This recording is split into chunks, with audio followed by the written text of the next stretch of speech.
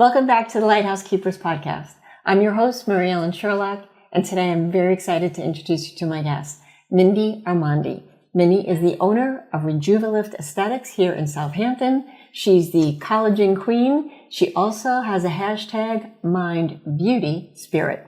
Mindy, thanks so much for being here today. Thank you for having me. So Mindy and I are personal friends, so I'm going to tell you that why this is so interesting to me. You've made a very successful business out of making people beautiful, making people feel good about themselves. We did an interview last year where you've done significant work with teenagers and children that struggled with significant acne, terrible issues with their skin and how it impacted them both emotionally and personally.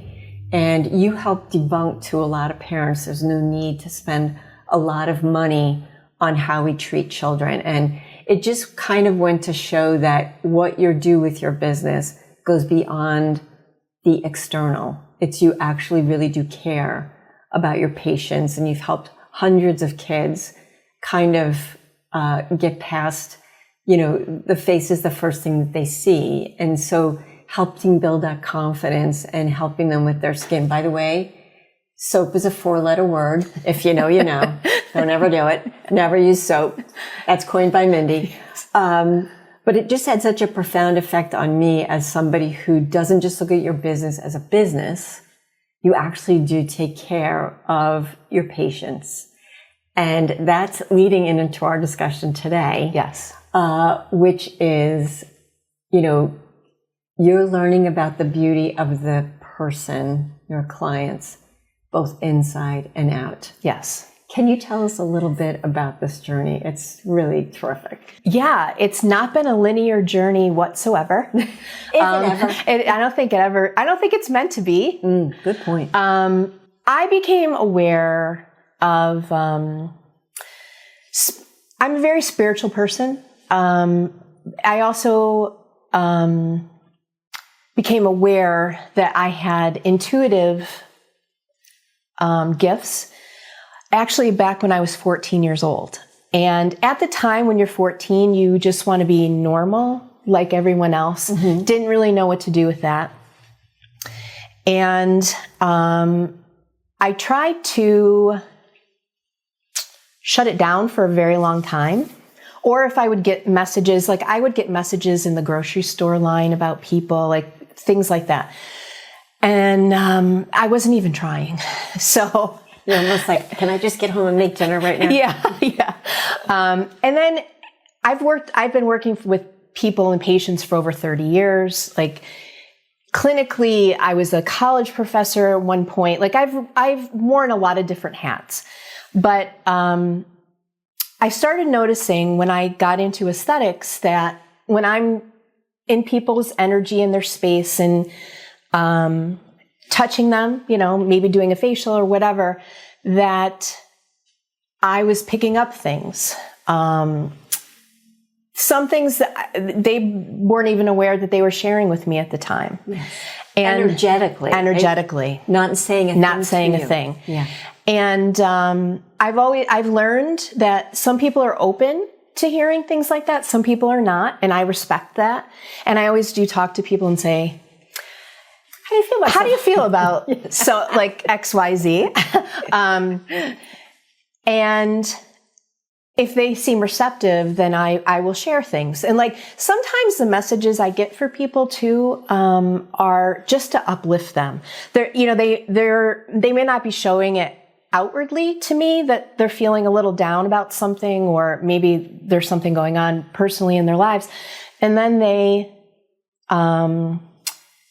I will share a message, and it usually uplifts them. Yes. And I've tried to create a space at Rejuvalift that's safe, safe and peaceful and calm. Yeah. Because let's face it, in this day and age, we all need to calm our minds down a bit, don't we? Right. Yes, I agree. Yeah. Why do you think that in the beginning you were reluctant to do that? You're like, well, the person is my client, or it's not like you and I, we're personal friends. You're like, hey, Mary Ellen, listen, I just want to call you because, which you've done.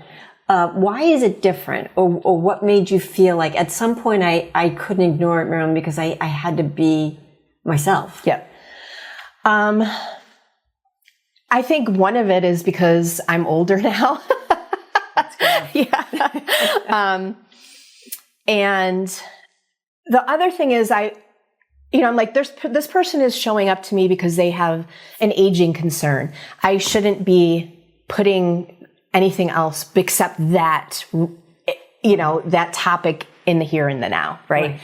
But I think our friends, our families, our loved ones, I think we're all put in each other's lives for different reasons at different times too. Yes. And I thought, this is kind of silly if I could help them feel better. Yes. This is silly for me to withhold it. Right.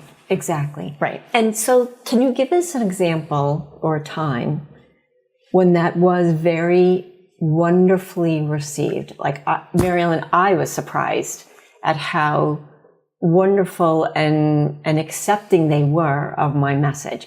And did it track? It resonated with them. You don't have to give the person's name. Yep. Yes, I'm thinking, so I'm a Reiki master as well.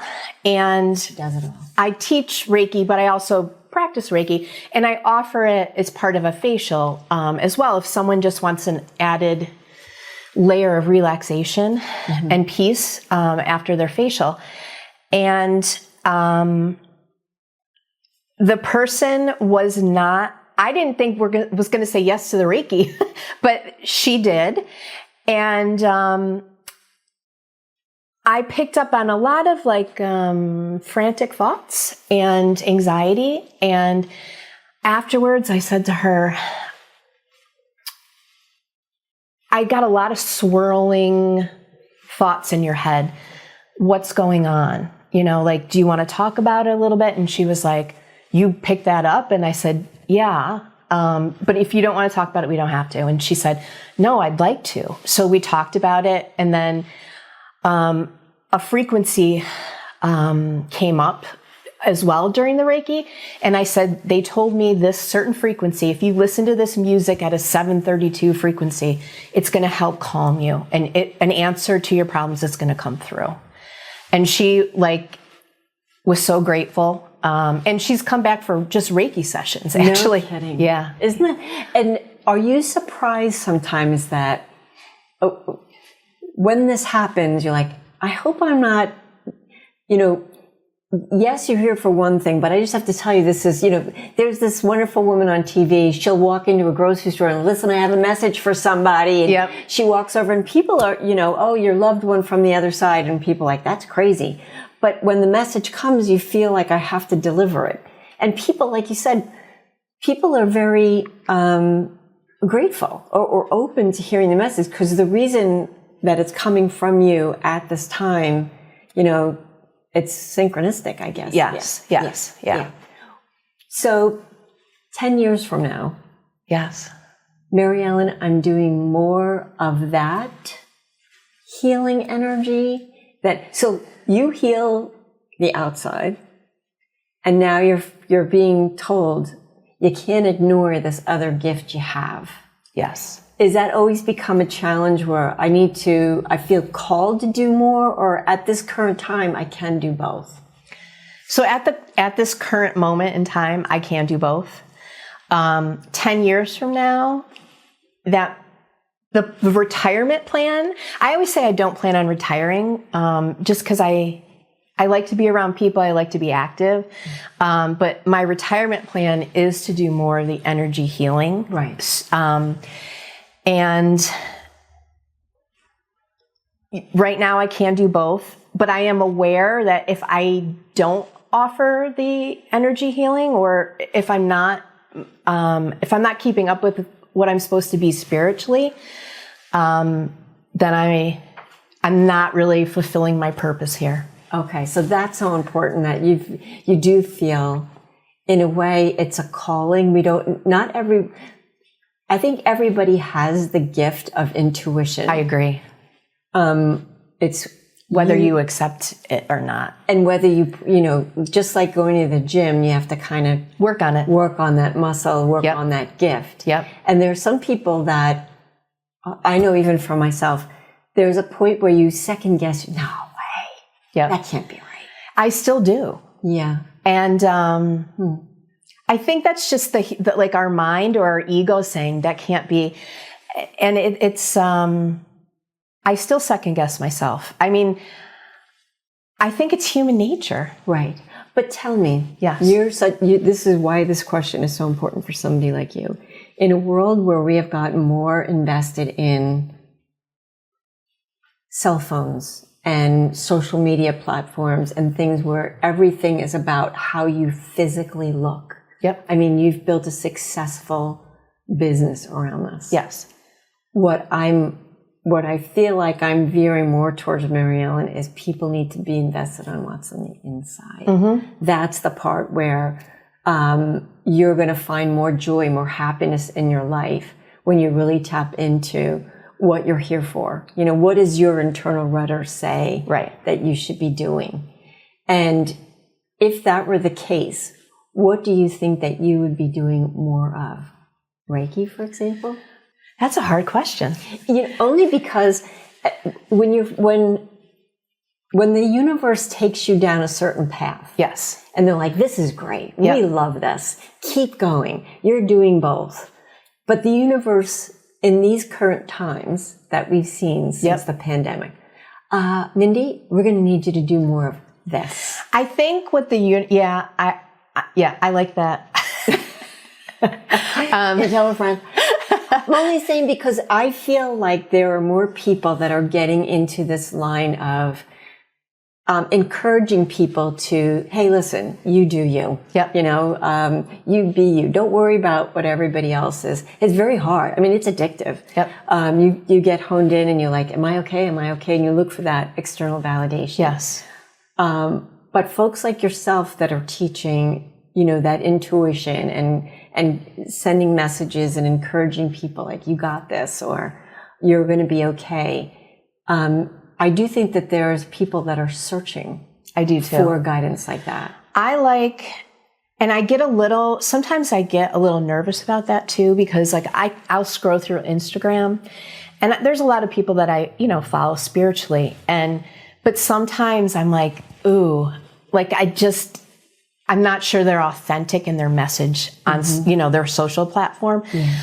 But I would say I probably will end up doing a lot more of Akashic record readings, which is, it's your soul, like your library of your soul's journeys. But the Akashic records is beautiful because you open it and... Yeah, can you tell our audience what is... So I know what it is, but I would love for you to give the explanation. It is, it's a record of your soul's journeys. It's an etheric field that is energetically there. You can even look it up in a dictionary. ChatGPT. Yeah. And actually, it gives you information that is only good for your greater good. And you ask questions in the records, and you have to kind of formulate the questions. They like to be very specific, but it can help guide you if you're struggling right now with something, or you're looking for another path, maybe career-wise or love-wise or whatever it is. Where should I live in the country? Yeah. Should I move to Canada? Yeah. Greenland? Where am I going? And I love it because it's always positive. It's always uplifting. And when I first learned to go into the Akashic records, if my children are watching right now, pause or skip or something. I have 3 children, and some days it's chaos, right? Yeah. And I would just need, I'd get home from work and I just needed a second. Yeah. I would hide in my closet. This is getting good. I would hide in my closet. I would open the records and just sit there and be and just kind of like regroup, decompress, like get some peace, and then and I would hear them go, "Mom's home. Her car's in the driveway. Where's Mom?" And then I would sneak back out of my closet and deal with whatever had to be dealt with. No man cave needed. I just walk into my own closet. They never check there either. But it is important to, like you said, energetically, you're around a lot of people during the day, a lot of clients, a lot of things that can go good or bad. And so to have that reset, to be like, okay, I need to stay on a wavelength, no pun intended, that's good and healthy for me.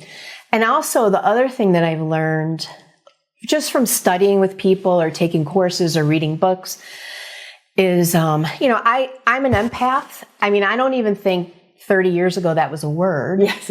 But it makes a lot of sense for looking back, Yes. And even when I'm with people or in their energy, I have to protect my own energy because I'm a giver. Yes. And I have to learn, sometimes you have to set a boundary with the giving because it depletes you. Yes. So that's another important part of the energy work. So there was a point, at some point, little Mindy said, I'm going to be, you went into medicine. You're going into, so there was a point of healing, that impetus started. Yep. And you went through the more traditional route of going through school that way. Yep. Learning through that rather than, which made a lot of sense. You know what I mean? A lot of us, had what do you want to be when you grow up? Certainly not what I'm doing right now. I don't think podcast was even a thing. No. In the 1900s. Yeah. So back then. Yes. So I feel like we knew we were going to be, you knew, I was going to be involved in something that had to do with healing. Mm-hmm. Just didn't know what that was going to look like fast forward, years later. And that's the other beauty of... No pun intended. No pun intended. Of being open to trusting where life takes you and being like, some things are synchronistic, like you said, and things show up. And instead of being fearful of them, question it and check it out before you shut that door. When you have clients that are there visiting you for something and you get these messages, how many years did it take you before you're like, I gotta say something? A while. I'm going to say, I've been in aesthetics now for 14 years. So I'm going to say 50% of that. Really? Before I felt comfortable. And now do you have more people that want to talk to you about the energetic, internal stuff than be like, I'll come for a facial next time? No. Okay. No. And that's kind of the beauty of this because someone might come in for, I have a scar or I have brown spots or I have wrinkles. I need to feel better about my reflection in the mirror, right? And we can do that. And then usually I have very wonderful clients, loyal clients. And some of them, we've become friends over the years. Yes. And then the longer they come to me and we trust each other and we build up a rapport, then we start to, there's more of an exchange of the internal spiritual self. Do you ever think that sometimes, I know I feel very strongly about this, the body keeps score, that at some point, whatever you're experiencing emotionally manifests itself in the body? Physically? Yeah, I think I told you, I had a sty in my eye and I'm immediately going what is the spiritual meaning of a sty in your eye? Yep.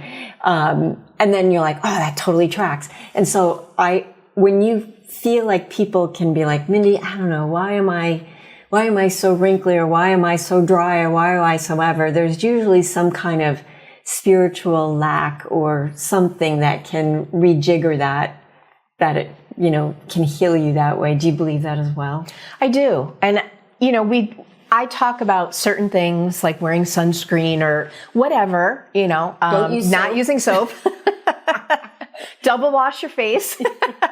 And there are, there's stigmas out there about things that we do talk about, like eating fried food gives you acne. Yeah. It does not. Crazy, guys? It does not. But you can hold, I've seen people who are in grief and they look like they've aged 10 years from stress or grief or something that they're holding, you know? Crazy. Yeah. And I mean, it's not. it's not. But it makes total sense. Yeah. That's amazing. Mindy, there are so many people out there that I know are looking for you. They just don't know it until they're watching this show. Can you tell our studio audience, how can they find you? Where do they find you? How do they find out more? So I have an Instagram. It's Rejuvalift Aesthetics. And I also have a website, rejuvalifthamptons.com. You can get a hold of me that way. Yeah. You're going to have more people come. Please promise me that you'll come back on this podcast. We need more updates. Please invite me. Absolutely. Guys, thank you so much for being with us today. Mindy, you are such a love. Thank you, sweetheart. Thank you.